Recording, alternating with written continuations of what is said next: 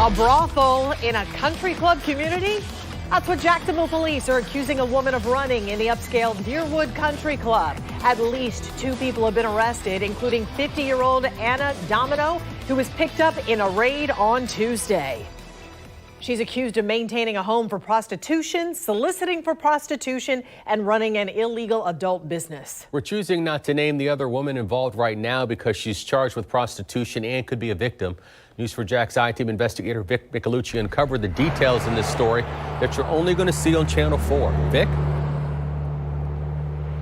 And Tark and Joy, that's the neighborhood behind us, behind gates and a security guard.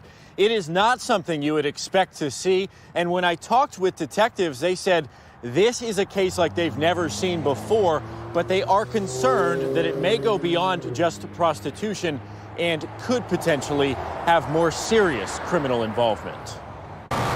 It's a luxury home in a gated country club, complete with a sparkling pool and backing up to the golf course, nestled between million-dollar properties. But Jacksonville police claim this house was being used as a brothel. That speaks to the point that this can happen anywhere, that, nobody's immune from it. No neighborhood is immune from it. They got tips from neighbors, and so did we. We researched the address and found 50-year-old Anna Domino was living here. Her social media shows she calls herself Madam D. Her group, the Prostate Queens. She has numerous accounts with sexually explicit videos, some of which include this high-end home on Hunters Grove Road, which she refers to online as the Fungin. By the way, it's listed on a real estate site, rent going for $4,000 a month. Detectives picked up Domino and another woman on Tuesday. She's facing a number of charges related to running a prostitution ring. Obviously, our first goal was to get into the house, figure out what's going on, and make the first round of arrest and to stop this type of activity and to protect the girls. We took our questions to JSO's top investigator, Mike Bruno, who says there are concerns that an operation like this could be linked to human trafficking. They're at the end of their rope, and it's just sad. It's just sad. So, I mean, we've looked at the human trafficking element.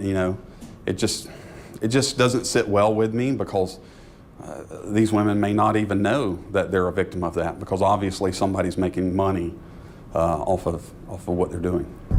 As we did surveillance on the house today, we noticed people going in and out of it, moving furniture, and this, a man hunched in a tree.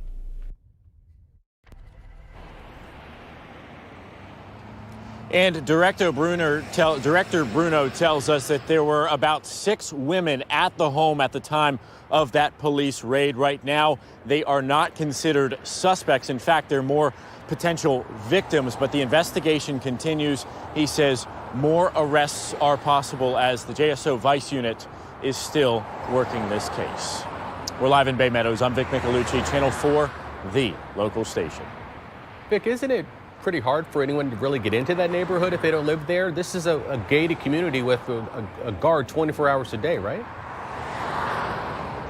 It is. So guests have to go to one of the 2 checkpoints. They've got to go up to the security guard. They have to be invited, so their name has to be on a list. Then they have to give over their driver's license before they get in.